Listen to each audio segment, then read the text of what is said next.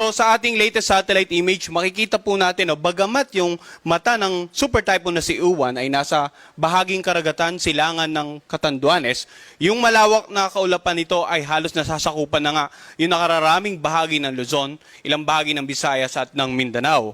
Kanina just ng umaga, ang mata ng super typhoon na si Uwan ay nandito na sa may bandang coastal waters ng Pandan, Catanduanes. Taglay ni Uwan, ang lakas ng hangin na umabot hanggang 185 kilometers per hour. Malapit sa gitna nito, yung pagbugso naman aabot hanggang 230 kilometers per hour. At patuloy itong kumikilos sa direksyong west-northwest sa bilis na 30 kilometers per hour. Kaya kung mapapansin po natin, may mga kababayan or may mga lugar talaga nakakaranas na ng masungit na panahon. In particular, itong mga lugar na halos napakalapit sa tinatayang matanga ng bagyong si Uwan. Tanaw na rin ang bagyo sa ating Doppler radar at makikita nga natin yung malawak na mata nito ay patuloy na lumalapit sa kalupaan ng ating bansa at posibleng nahagip nga or direct hit, yung tinatawag natin, yung pinaka-northernmost part ng Catanduanes. Ano nga ba inaasahan nating pagkilos? Unahin po natin yung magiging pagkilos ng mata ng bagyong si Uwan. So, dito sa pinaka-latest forecast track natin, makikita natin, ito po yung tinatayang lokasyon ni Uwan kaninang alas 8 ng umaga. At mamayang alas 8 ng gabi, makikita natin, lumapit na siya dito sa may bandang coastal waters ng San Luis, Aurora. So generally, yung inaasahan nating landfall ay mamayang gabi or bukas ng madaling araw dito nga sa central portion of Aurora. At makikita po natin, center track hanggang sa makalagpas ng landmass, ano ba yung mga lalawigan na posibleng tumbukin ng sentro ng mata ng super typhoon na si Uwan.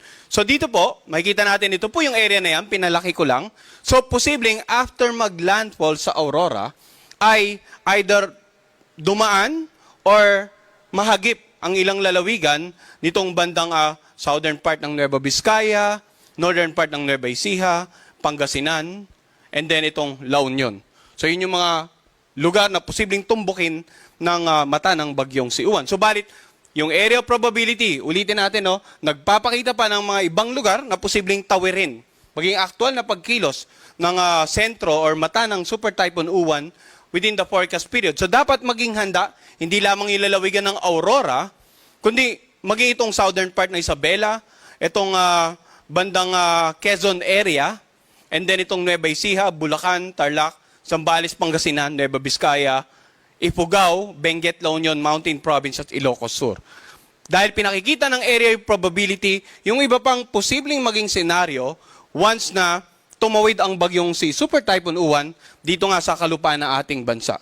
So, ulitin ko, ang posibleng tatamaan ay yung central part ng Aurora sa pagitan ng mamayang gabi hanggang bukas ng madaling araw. Subalit, yun nga, dapat maging handa yung mga lalawigan sa binanggit ko na nakapaloob po sa area of probability.